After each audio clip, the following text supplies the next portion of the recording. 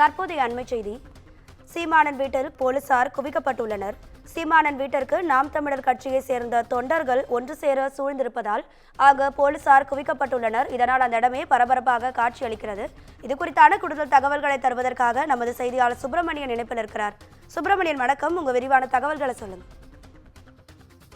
நாம் தமிழர் கட்சி தலைமை ஒருங்கிணைப்பாளர் சீமானுடைய வீட்டில் ஒட்டப்பட்ட சம்மன் நோட்டீஸ் கிழிக்கப்பட்ட சம்பவத்தை தொடர்ச்சியாக பாதுகாவலர் மற்றும் வீட்டு பணியாளர் 2 பேரையும் போலீசார் கைது செய்து விசாரணைக்காக நீலாங்கரை காவல் நிலையத்தில் வைத்திருக்கிறார்கள்.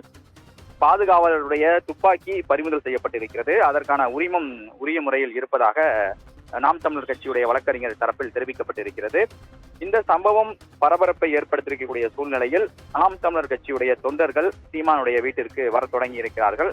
இதன் காரணமாக முன்னெச்சரிக்கை நடவடிக்கையாக போலீஸ் அங்கு குவிக்கப்பட்டிருக்கிறது. அடையாறு காவல் துணை ஆணையர் பொன் கார்த்திக் குமார் தலைமையிலான போலீசார் அங்கு குவிக்கப்பட்டிருக்கிறார்கள். முன்னெச்சரிக்கை நடவடிக்கையாக இந்த நடவடிக்கை மேற்கொள்ளப்பட்டு வருவதாக காவல்துறை தரப்பில் தெரிவிக்கப்பட்டிருக்கிறது.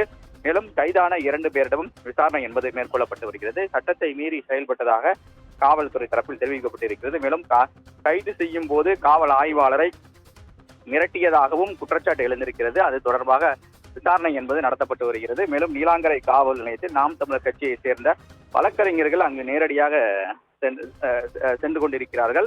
காவல்துறையிடம் இது தொடர்பாக பேசி வருவதாகவும் தெரிவிக்கப்பட்டிருக்கிறது. இதற்கிடையில் சீமான் நாளை விசாரணைக்கு ஆஜராக மாட்டார் என்று அவரே செய்தியாளரிடம் நேரடியாக அவர் தெரிவித்திருக்கிறார். உங்க விரிவான தகவல்களுக்கு நன்றி சுப்பிரமணியன்.